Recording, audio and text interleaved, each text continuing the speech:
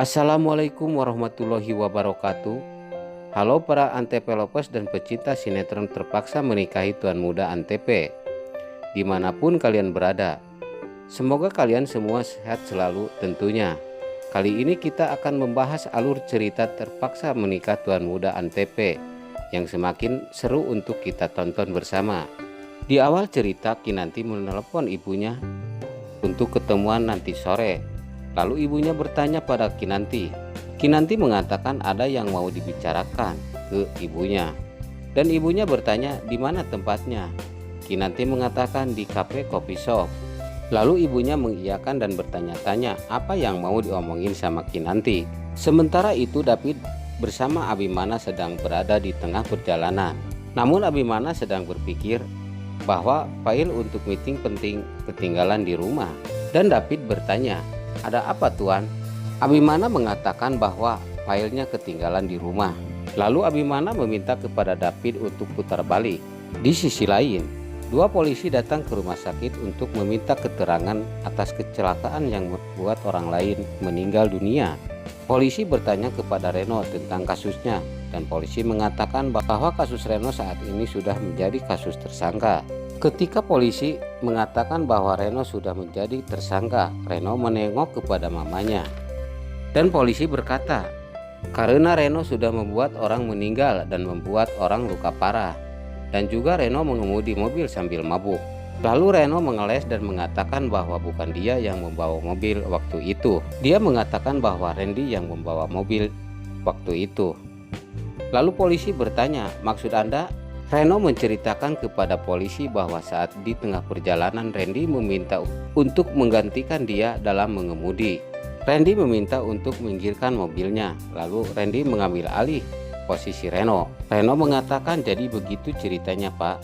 Polisi bertanya pada Reno, apa Anda tahu yang sebenarnya setelah kesaksian yang Anda berikan? Kesaksian yang Anda berikan berbeda dengan kesaksian Randy yang diberikan kepada kami, itu kata polisi.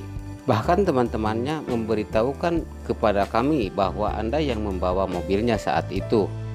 Reno bersumpah pada polisi bahwa bukan dia yang mengemudikan mobil saat itu. Lalu Reno meminta mamanya untuk berbicara pada polisi. Lalu mamah Reno berkata, "Iya Pak, anak saya tak mungkin bohong. Kalaupun anak saya menabrak, anak saya akan bertanggung jawab." Lalu Reno berkata pada polisi bahwa dia sudah ngomong yang sejujur-jujurnya. Dan mamanya mengatakan bahwa Reno dijebak. Lalu meminta untuk membuka borgol Reno kepada polisi karena Reno tidak bersalah.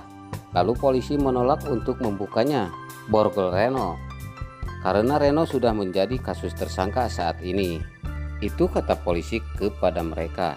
Dan polisi mengatakan bahwa dia akan mendengarkan cerita dari Randy dalam kasus ini. Dan polisi pun pergi dari ruangan Reno. Setelah David dan Abimana nyampe ke depan rumahnya, dia melihat Kinanti masuk ke dalam mobil. Dan Abimana bertanya kepada David, "David, itu bukankah Kinanti kan? Mau kemana dia?" Lalu David mengatakan, "Maaf tuan, saya juga nggak tahu." Mobil pun berjalan dan Abimana meminta kepada David untuk mengikutinya. Di sisi lain, Kesha menunggu Pak Hasan di parkiran. Ketika Pak Hasan keluar dari kantor, Kesha menghampiri Pak Hasan dan memanggilnya. Hasan berkata kepada Kaisa, "Kamu ngapain di sini?" Lalu Kesha menjawabnya, "Aku mau ngomong sama kamu." Hasan bertanya lagi, "Emang nggak bisa lewat telepon aja Kesha?" Kesha menjawabnya, "Nggak bisa." Lalu Kesha meminta pada Hasan untuk membuka pintu mobil. Saksikan terus cerita Terpaksa Menikah Tuan Muda Antep. Dan bagi Anda yang baru bergabung atau menemukan channel ini, jangan lupa tekan tombol subscribe-nya dan bunyikan juga lonceng notifikasinya agar kalian tidak ketinggalan informasi-informasi dari channel kami.